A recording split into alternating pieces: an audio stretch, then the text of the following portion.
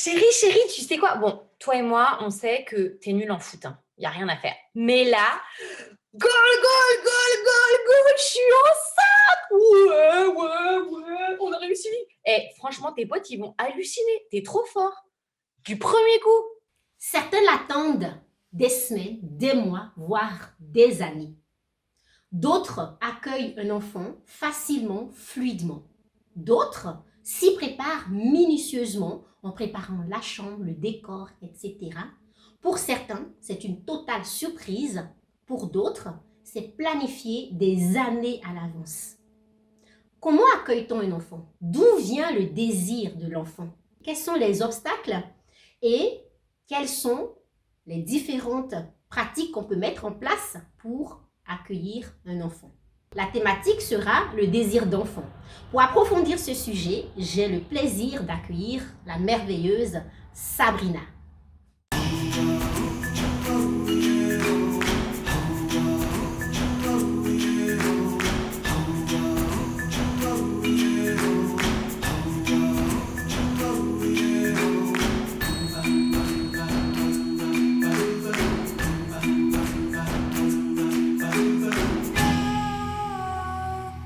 Bonjour Sabrina, bienvenue sur Parentalité Ancestrale. Bonjour Nadège, merci de me recevoir. Est-ce que tu pourrais te présenter un petit peu ton petit parcours professionnel et personnel pour que les parents connectés puissent apprendre à te connaître? Oui, pas de souci. Donc, je m'appelle Sabrina, je suis maman de 2 enfants, 3 ans et 1 an. Et mon intérêt pour la parentalité, l'éducation, l'enfantement sont nés justement avec mon désir d'enfant. Et plus particulièrement à partir du moment où j'ai su que je portais la vie pour la première fois. Je me suis réellement dit, il va commencer à se renseigner un petit peu. Et à ce moment-là, une passion est réellement née pour ça, que j'ai complètement concrétisée lors de ma seconde grossesse, où j'ai remis en question complètement la manière d'enfanter dans nos pays occidentaux, ce qui m'a amené via ce cheminement à enfanter mon second enfant dans l'intimité de mon foyer avec mon mari. Et de cette passion est né carrément un revirement professionnel. Et là, actuellement, je suis en phase de certification pour le métier de doula, de coach en périnatalité et d'autres domaines connexes pour pouvoir accompagner les parents de leur désir d'enfant jusqu'à leur premier pas dans la parentalité, en passant bien entendu par l'enfantement. Magnifique projet. Je vais te réinviter pour qu'on puisse approfondir ce sujet donc, de l'enfantement à la maison, parce que c'est aussi un sujet qui nous passionne. Dans Parentalité Ancestrale, il y a le premier moment, c'est le moment vérité. Il s'agit de répondre à une question qui sera en lien avec une couleur, parce que dans la sagesse ancestrale, chaque couleur a une signification.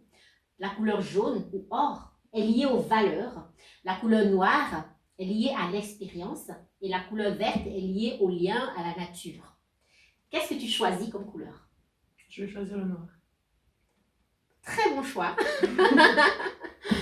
Donc aujourd'hui, la question sera: qu'est-ce que la parentalité, la maternité dans ton cas, a changé dans ta vie de femme et de maman? Tout. Tout. Donc, à commencer par ma conception de la parentalité, de l'éducation. J'ai en fait commencé réellement à remettre en question chaque partie de l'éducation pour pouvoir savoir chaque fois quelle était la raison pour laquelle on choisissait tel chemin. Et donc ça m'a amené carrément à changer aussi mes valeurs, ma vision pour le futur, ma vision de l'enfant surtout, ma vision de moi-même, la conception de la femme, une totale reconnexion aussi avec soi-même, remise en question de beaucoup de choses, et donc du parcours de vie, des choix à faire. Donc voilà, ça change tout d'être Ça a bouleversé complètement ta vie Oui. en profondeur. Merci, c'est vraiment un moment vérité super intense. Merci pour ce partage. Je pense qu'on va te réinviter sur ce plateau pour que qu'on puisse creuser tout ce que Avec ça t'a plaisir. apporté. Et on arrive au deuxième grand moment de cette émission qui sera le moment vision de l'invité. Et je voudrais te demander quel est ton parcours à toi, donc du désir d'enfant dans ton couple, jusqu'à aujourd'hui. Quelle est ta vision en fait de cette thématique du désir d'enfant? Qu'est-ce que tu pourrais nous partager, aussi bien sur ta vie personnelle, donc de maman, de femme, hein, et aussi surtout sur ta vision professionnelle? Pour ma part, le désir d'enfant est venu assez tard et donc très rapproché du moment où il y a justement eu la conception de notre premier enfant. Parce qu'encore, on va dire quelques mois avant, je me disais non, non, pas les enfants maintenant, non. Alors que j'ai toujours eu une vision quand même d'une famille, etc. Mais je me disais non, c'est pas encore pour maintenant. Et puis tout d'un coup, voilà, cette envie d'avoir justement un enfant. Et à ce moment-là, j'avais déjà arrêté la pilule quelques temps avant, par choix. Et à ce moment-là, on se dit, bon, on va essayer. Et puis, un mois est passé, 2 mois est passé, ils sont passés, puis 3, puis 4. Et puis, je me suis dit, mais attends, c'est bizarre. Moi, j'avais toujours cette vision, en fait, que, voilà, on arrête la pilule, on essaye, et puis voilà, c'est parti. Pouf, le bébé est là. Mais en fait, non, pas du tout. Et donc, il y a tout ce côté un petit peu de stress qui arrive, tout ce questionnement, finalement, aussi sur son être intérieur, le fait d'être une femme, finalement, qui est quand même assez liée à ce désir d'enfant et à cette fécondité. Et après avoir été chez le gynécologue, avoir dit, bon, ça serait quand même bien de voir un petit peu, si tout va bien, etc. Et s'être vraiment focalisé là-dessus, c'est juste un petit peu après où j'ai dit, écoute, on va lâcher prise, on va d'abord se concentrer sur un autre projet, et puis on reviendra à ça après, parce que je m'étais vraiment tellement focalisée là-dessus que ça devenait étouffant, en fait. Tout à fait. Et c'est toute seule que tu as eu l'idée de lâcher prise, ou est-ce que c'était par rapport à ton couple ou C'était plus par rapport à moi. Par rapport à moi, oui. Mon mari était plus de dire, on peut encore essayer un petit peu ou quoi, mais moi je sentais que j'étais à bout de souffle par rapport à ça. Absolument. Et le désir d'enfant, justement, commençait à devenir quelque chose de compliqué, alors que je le sentais plutôt comme quelque chose qui devait venir naturellement. Et un mois après avoir lâché prise, voilà, surprise, bébé était là. Merci pour ton partage. Je voudrais juste revenir sur 3 petits points que je voudrais souligner pour les personnes qui nous regardent. Donc, il y a le fait qu'elle disait, donc quelques mois avant, elle n'était pas certaine, n'est-ce pas, de faire un enfant, de fonder une famille maintenant. Et puis, il y a eu un déclencheur. Quelque chose s'est passé. Est-ce que tu t'en souviens? Pas nécessairement. Pas nécessairement. Ce n'est pas grave. Donc, il y a eu un déclencheur à un moment donné. C'était clair. Elle savait que c'était le moment.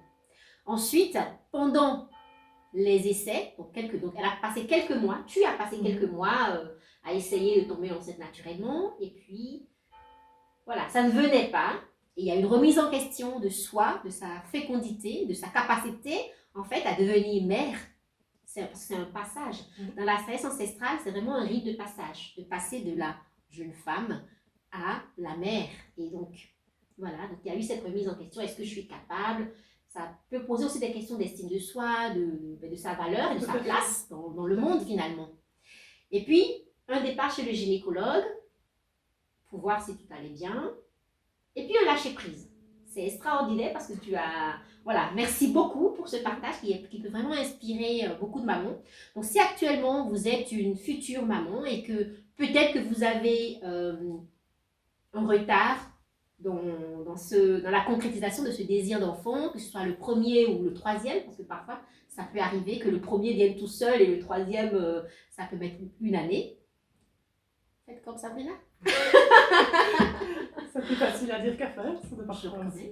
Voilà, donc mais lâchez prise, merci beaucoup. Et puis un mois après, quel bonheur. Ouais.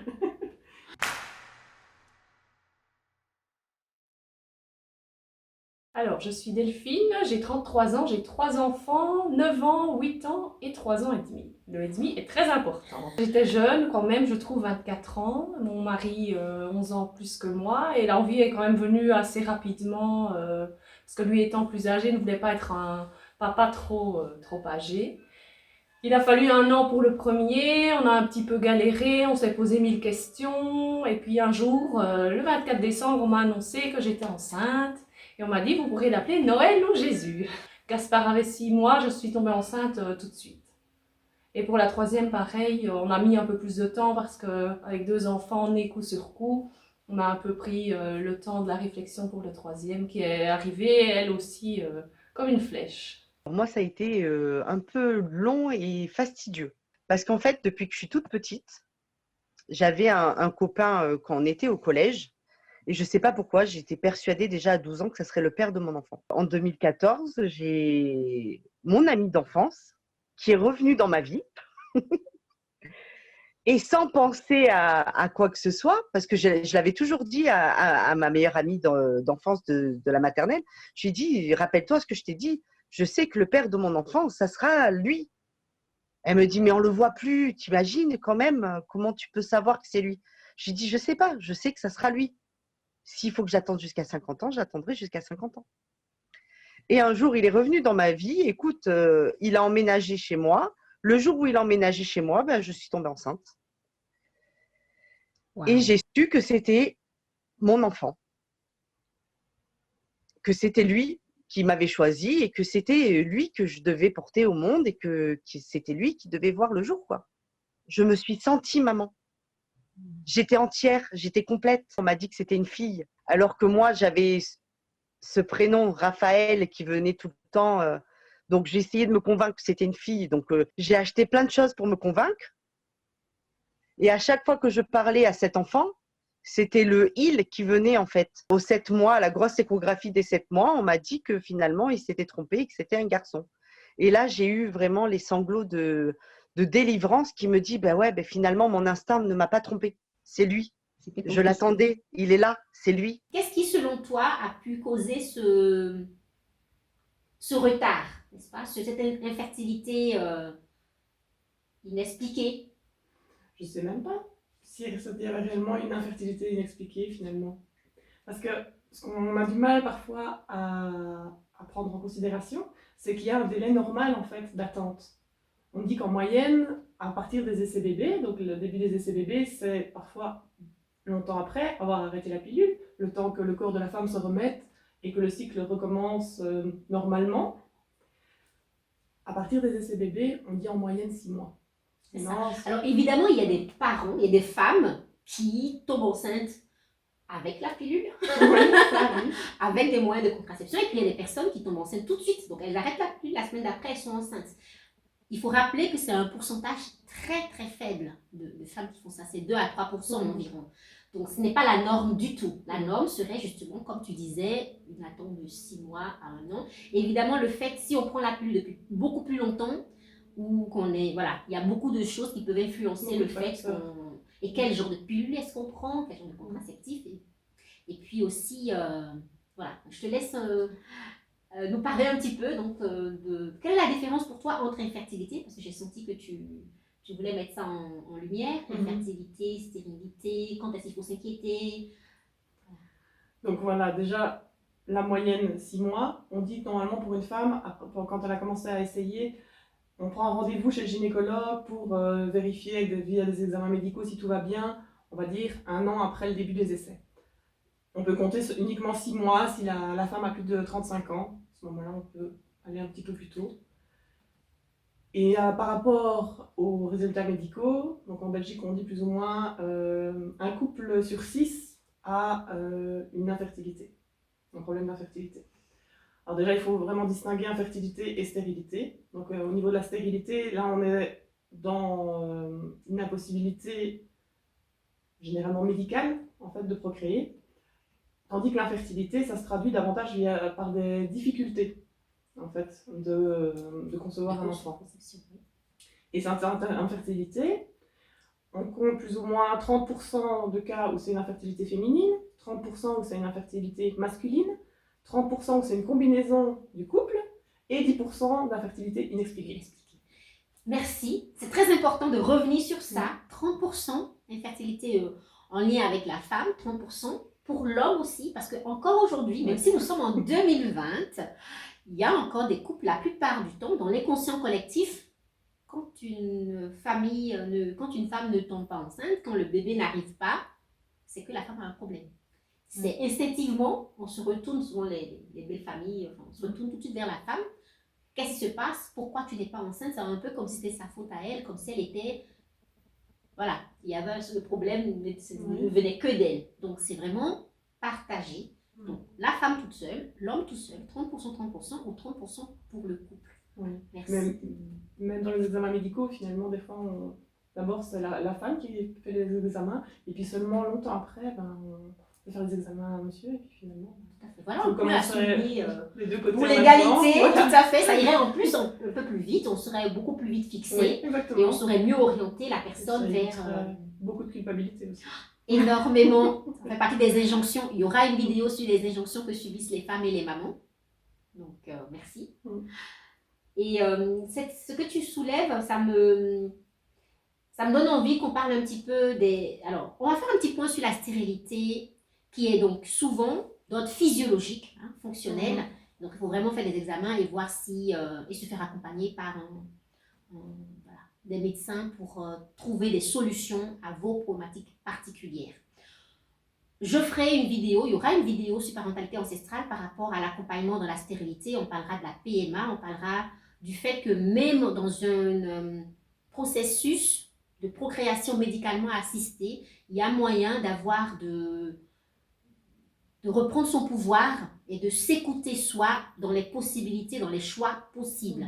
Donc ce n'est pas parce qu'on est dans un processus de stérilité avéré ou non, partiel ou non, qu'il faut absolument s'abandonner 100% à la science. Ce n'est pas du tout ce qu'on prône dans cette émission.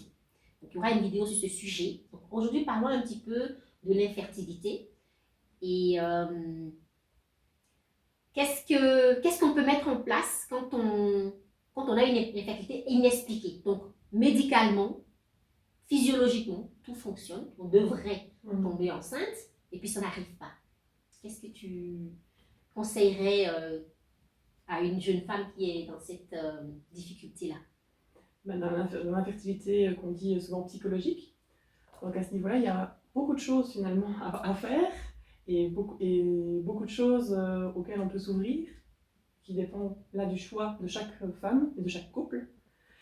À ce niveau-là, pour tout ce qui est parfois du blocage, donc le blocage psychologique, déjà il faut distinguer le blocage psychologique, le blocage énergétique, et également des fois juste des blocages tissulaires aussi. Donc il y a vraiment beaucoup de blocages possibles.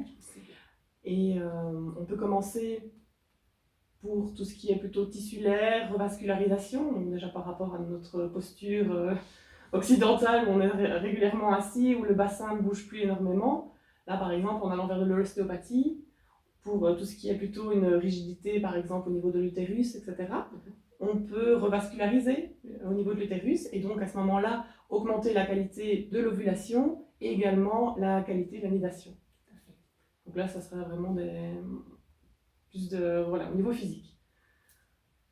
On peut également, pour se reconnecter aussi à son corps, parce que c'est important, parfois le blocage peut aussi être par rapport à son propre corps, voilà. À ce moment-là, il y a aussi par exemple le yoga de la fertilité, et qui peut d'ailleurs être mis en place parallèlement à une PMA. Tout à fait. Il y a d'ailleurs une étude qui montre que ça augmente jusqu'à 30% la chance de tomber enceinte pendant la PMA, donc c'est quand même pas mal, 30%. Et à ce niveau-là, donc le yoga de la fertilité, où on va réellement donc, agir sur le système parasympathique pour réduire le stress et également favoriser l'activité physique la meilleure par rapport au cycle de la femme.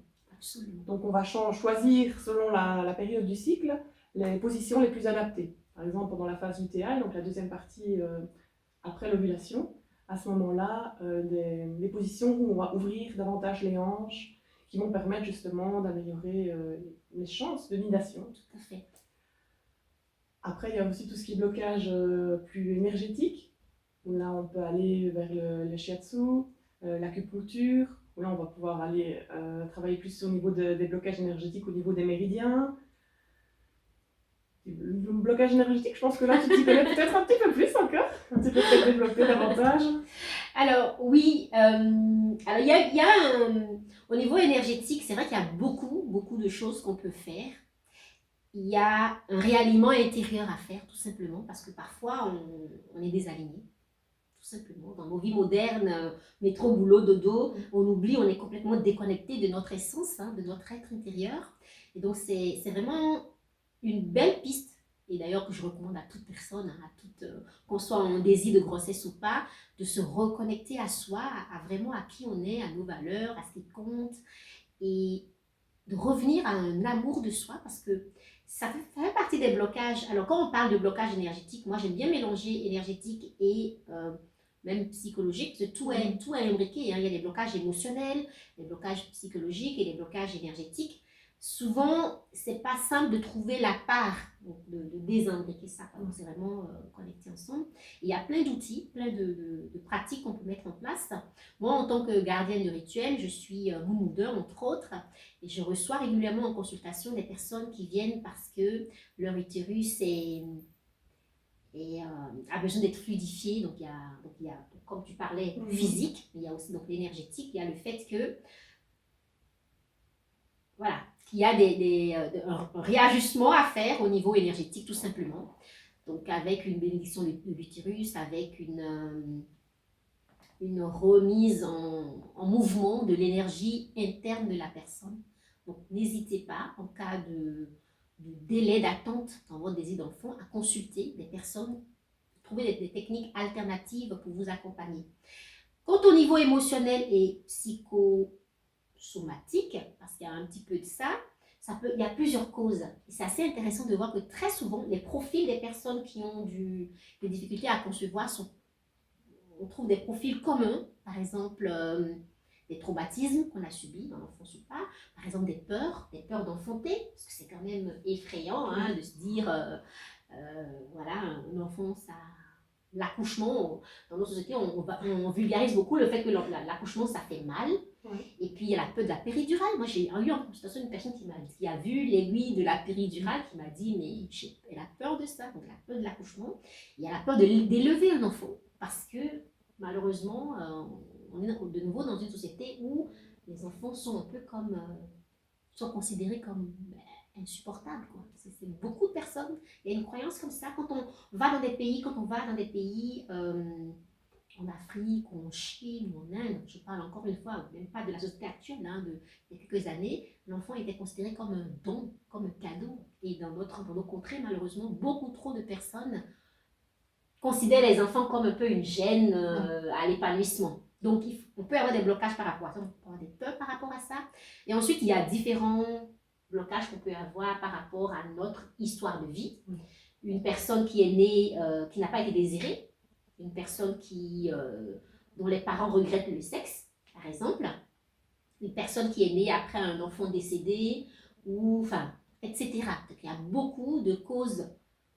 Une naissance difficile aussi. Une naissance difficile. Ou par exemple, quand une maman a été traumatisée par un enfant. Moi, j'ai eu une personne qui, sa mère lui racontait tout le temps, j'ai mis 25 heures pour t'accoucher, voilà, le travail a duré 25 heures, c'était waouh. Donc du coup, elle n'osait pas tomber enceinte parce qu'elle avait peur justement que son travail ne dure aussi longtemps. Et j'ai aussi eu en consultation une personne avec justement un travail énergétique où sa grand-mère lui avait dit, quand tu accoucheras, je pourrai mourir en paix. Et du coup, elle bloquait l'accueil de la grossesse parce qu'elle ne voulait pas que sa grand-mère, qu'elle adorait, ne meure, quoi. Donc, n'hésitez pas à consulter quand vous avez une difficulté. Ne restez pas seul, ne restez pas dans la culpabilité, ne restez pas donc dans cette, comme tu disais, bloqué sur ce sujet de « je suis prête à concevoir, il faut qu'il vienne ». Ouvrez-vous, lâchez prise. Et ouvrez-vous vraiment à des techniques alternatives qui donnent de très très bons résultats. Oui, même au niveau des freins mentaux en fait. À ce niveau-là aussi, par exemple, en passant par l'hypnose, vous pouvez faire tomber énormément de blocages et ça a de très très bons résultats. Absolument, merci. Et maintenant qu'on parle de ça, j'ai envie de revenir à la base. Oui. Qu'est-ce qu'on peut faire? Voilà, une jeune femme de 25 ans est prête à tomber enceinte. Qu'est-ce qu'elle peut faire avant même, parce qu'on a parlé de la base, avant même d'aller dans les pratiques, on a cité des pratiques naturelles qu'on a citées, avant même d'aller chez les gynécologues, il y a une question de bon sens, de sagesse, justement. Quelle serait ta sagesse, Sabrina, par rapport à ça? Qu'est-ce que tu lui conseillerais? Ben, déjà de profiter de sa vie et de rester justement dans quelque chose qui est naturel et pas aller dans quelque chose où on va faire l'amour sur commande, vraiment être régulier sur chaque chose, parce qu'au final on perd un petit peu, on s'embrigade en fait dans ce désir d'enfant et on perd le naturel, ce naturel qui nous permet aussi de ne pas rentrer dans le stress, ce stress qui va des fois avoir des effets assez néfastes au niveau du corps. Et, donc c'est ça, donc rester dans le naturel, de faire des choses qui nous plaisent finalement, et de rester dans cette communication avec l'autre aussi, qui font parfois juste dans la communication avec l'autre tomber les petits blocages qui Tout à finalement fait. ne sont pas utiles à ce moment-là. Aussi au niveau de l'alimentation, peut-être un petit peu s'orienter vers une alimentation un peu plus saine, essayer d'éviter tout ce qui est perturbateur endocrinien, les polluants. Il faut vraiment limiter ça parce qu'à mon avis, c'est là une des raisons, en tout cas pour lesquelles dans nos contrées, la fertilité est en baisse, quoi. Oui, non, c'est sûr. Au niveau de l'alimentation, vous pouvez aussi orienter un petit peu plus l'alimentation avec peut-être un petit peu plus riche en fer, les légumineuses, les oléagineux, et également éviter tout ce qui est plus acidifiant, comme la viande rouge, le thé, le café. Ça ne veut pas dire supprimer totalement si vous en avez Oui, mais besoin. c'est une question de bon sens, encore Voilà. une fois. Voilà, donc, Limiter, modération. mais pas nécessairement supprimer totalement. Par contre, on peut arrêter de fumer.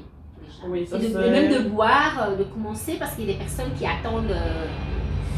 Voilà. Le tabac a une des répercussions très importantes en fait, sur la fertilité, tant de l'homme que de la femme. La femme, absolument. Donc, même, je dirais même chez les hommes, il y a beaucoup de problèmes qui sont directement liés au tabagisme et aussi au risque de fausses couches après par la suite.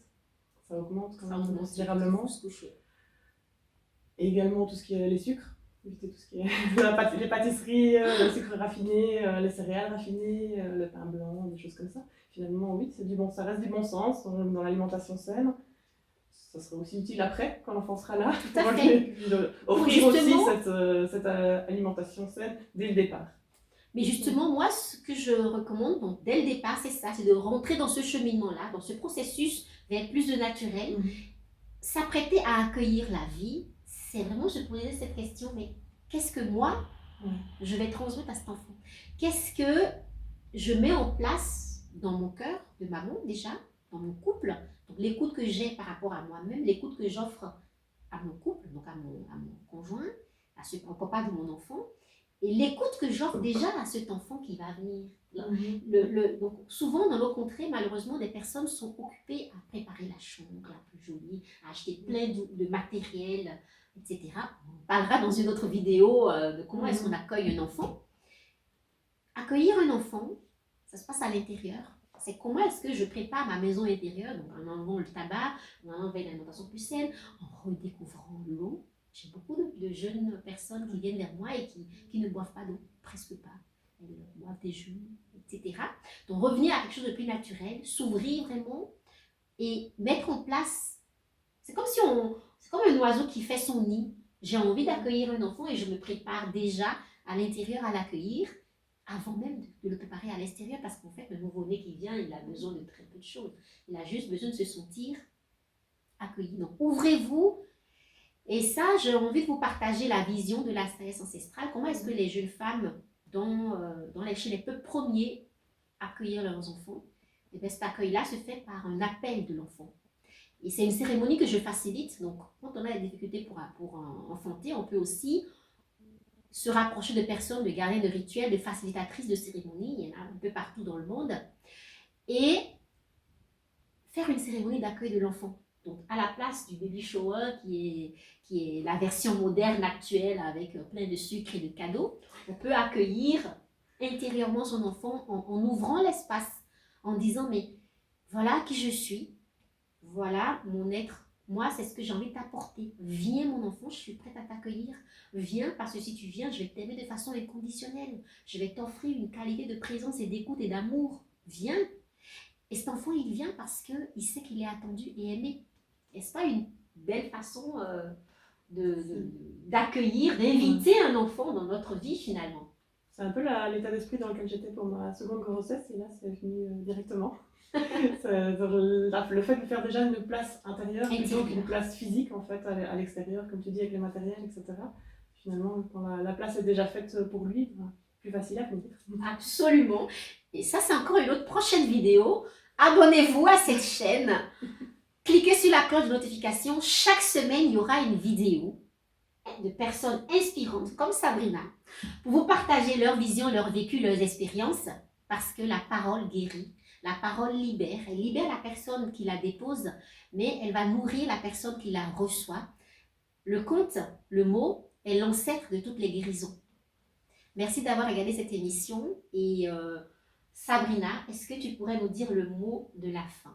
Qu'est-ce que si tu... Voilà, une dernière sagesse que tu pourrais partager avec les parents connectés qui te regardent? Si j'ai vraiment un conseil à donner, c'est de continuer à vivre.